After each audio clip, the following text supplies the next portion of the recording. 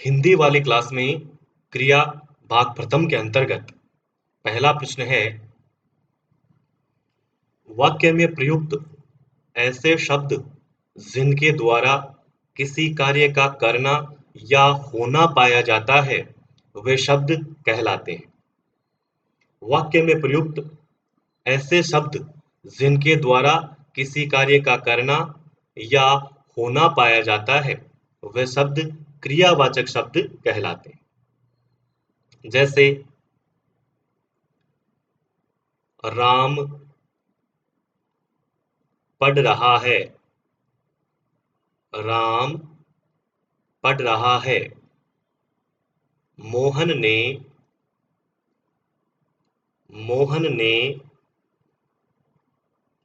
चित्र बनाया,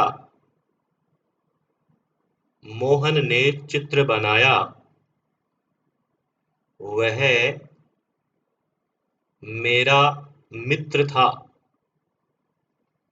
वह मेरा मित्र था। गाय प्यासी थी। यहाँ पहले वाक्य में पढ़ रहा है और दूसरे वाक्य में बनाया। इन दोनों पदों से कार्य के करने की स्थिति का बोध हो रहा है, इसलिए ये दोनों क्रियावाचक शब्द हैं। पहले वाक्य में पढ़ रहा है और दूसरे वाक्य में बनाया। इन दोनों ही पदों से कार्य के करने की स्थिति का बोध हो रहा है, इसलिए दोनों क्रियावाचक शब्द हैं। तीसरे वाक्य में था और चौथे वाक्य में थी।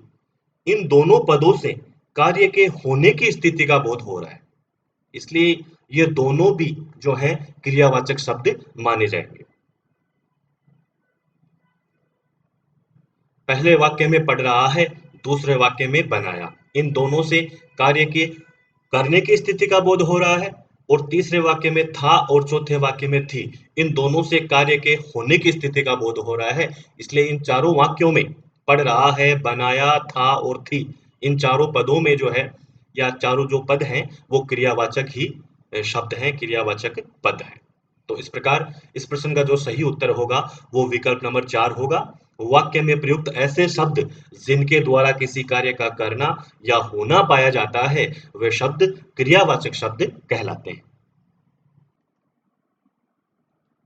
अगला प्रश्न है, क्रिया के मूल रूप को क्या कहा जाता है?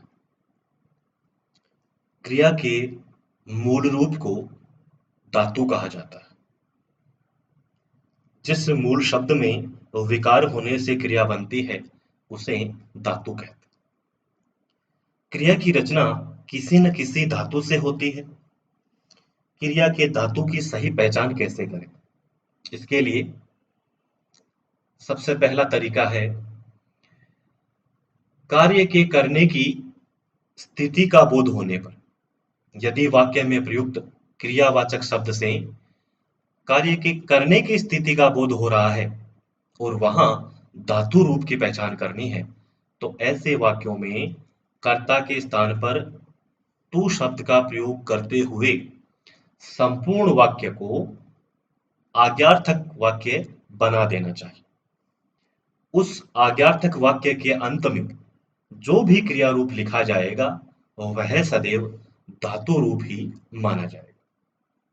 यदि वाक्य में प्रयुक्त क्रियावाचक शब्द से कार्य के करने की स्थिति का बोध हो रहा है और वहां धातु रूप की पहचान करनी है, तो ऐसे वाक्यों में सबसे पहले कर्ता के स्थान पर तू शब्द का प्रयोग करना है। तू शब्द का प्रयोग करने के बाद में उस वाक्य को आज्ञार्थक वाक्य बनाना होगा। अब वाक्य में तू शब्द का प्रयोग भी हो गया और वाक्य को हमने आज्ञार्थक वाक्य भी बना दिया। अब उस आज्ञार्थक वाक्य के अंत में जो भी क्रिया रूप लिखा जाएगा वह सदैव धातु रूप ही माना जाएगा। उदाहरण द्वारा इसे हम समझने का प्रयास करते हैं। जैसे वाक्य है, रमेश पत्र लिखेगा। यहाँ क्रियावाचक शब्द है लिखेगा, जिससे कार्य के करने की स्थिति का बोध हो रहा है, और यहाँ हमें अगर धातु रूप की पहचान करनी है तो सबसे पहले कर्ता रमेश के स्थान पर हमें तू शब्द का प्रयोग करना पड़ेगा। तो रमेश के स्थान पर सबसे पहले हमने तू शब्द का प्रयोग कर दिया और वाक्य को हमने आज्ञार्थक बना दिया। रमेश पत्र लिखेगा के स्थान पर हमने तू शब्द का प्रयोग करते हुए आज्ञार्थक वाक्य बनाते हुए इसको ऐसे लिख दिया कि तू पत्र लिख। अब तू शब्द का प्रयोग भी हमने कर दिया और वाक्य को आज्ञार्थक भी बना दिया। अब आज्ञार्थक वाक्य के अंत में जो भी क्रिया रूप लिखा गया है, इसके अंत में क्रिया रूप लिखा हुआ है लिख, तो ये लिख जो है यही धातु रूप माना जाएगा। तो इस प्रकार रमेश पत्र लिखेगा, यहाँ लिखेगा जो है वो क्रियावाचक शब्द है जिसका धातु रूप होगा लिख। दूसरा उदाहरण है वह घर गया। यहाँ धातु रूप की पहचान करनी है तो सबसे पहले वाक्य में जो कर्ता है उसके स्थान पर तू शब्द का प्रयोग करेंगे और वाक्य को आज्ञार्थक बनाएंगे। वह घर गया के स्थान पर तू घर जा। अब यहाँ जो जा है वह धातु रूप माना जाएगा। तो इस प्रकार गया जो क्रियावाचक शब्द है वो जा धातु से बना हुआ। तो इस प्रकार कार्य करने की स्थिति का बोध जहां हो रहा हो और वहां अगर धातु रूप की पहचान करनी है तो कर्ता के स्थान पर सबसे पहले तू शब्द का प्रयोग करेंगे, उसके बाद में वाक्य को आज्ञार्थक बनाएंगे। अब आज्ञार्थक बनाने के बाद में और तू शब्द का प्रयोग करने के बाद में जो शब्द रूप जो क्रिया रूप जो है अंत में लिखा हुआ होगा वही जो है धातु रूप माना जाएगा। क्रिया के धातु की पहचान का दूसरा तरीका है कार्य के होने की स्थिति का बोध होने पर।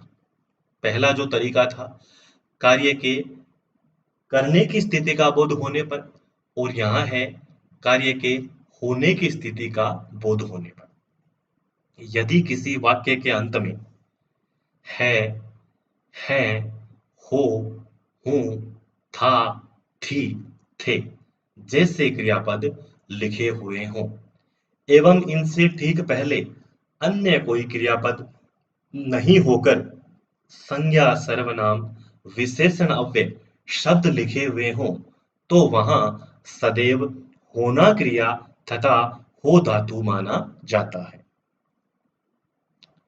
यदि किसी वाक्य के अंत में है, हैं, हो, हूं, था, थी, थे जैसे क्रियापदों में से कोई क्रियापद लिखा हुआ हो एवं इनसे ठीक पहले अन्य कोई क्रियापद नहीं होकर के संज्ञा या सर्वनाम या विशेषण या अव्यय शब्दों में से कोई शब्द लिखा हुआ हो तो वहां सदैव होना क्रिया मानी जाएगी और वहां जो धातु रूप होगा वो हमेशा हो धातु रूप माना जाएगा।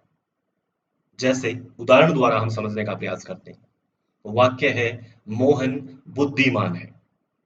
अब यहाँ वाक्य के अंत में है लिखा हुआ है, इससे ठीक पहले अन्य कोई क्रियापद नहीं है बल्कि संज्ञा सर्वनाम विशेषण या अव्यय में से कोई शब्द लिखा हुआ है।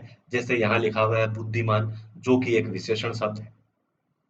तो वाक्य के अंत में है का प्रयोग है और है से ठीक पहले कोई क्रियापद नहीं होकर के विशेषण शब्द का प्रयोग हुआ है। तो ऐसी स्थिति में यहाँ होना क्रिया होगी और हो धातु माना जाएगा। इसी प्रकार दूसरा उदाहरण है बच्चे भूखे थे। यहाँ वाक्य के अंत में थे क्रियापद का प्रयोग है और इससे ठीक पहले अन्य कोई क्रियापद नहीं होकर के विशेषण शब्द का प्रयोग किया गया है। तो यहाँ भी जो क्रिया होगी वो होना क्रिया होगी और हो धातु यहाँ भी माना जाएगा। तो इस प्रकार यदि किसी वाक्य के अंत में है, हैं, हो, हूं, था, थे, थी जैसे क्रियापदों में से कोई क्रियापद लिखा हुआ है और इनसे ठीक पहले अन्य कोई क्रियापद नहीं होकर के संज्ञा सर्वनाम विशेषण या अव्यय में से कोई शब्द लिखा हुआ है तो वहां हमेशा होना क्रिया मानी जाएगी और वहां अगर धातु रूप पूछा जाता है तो वहां हमेशा हो धातु रूप माना जाएगा।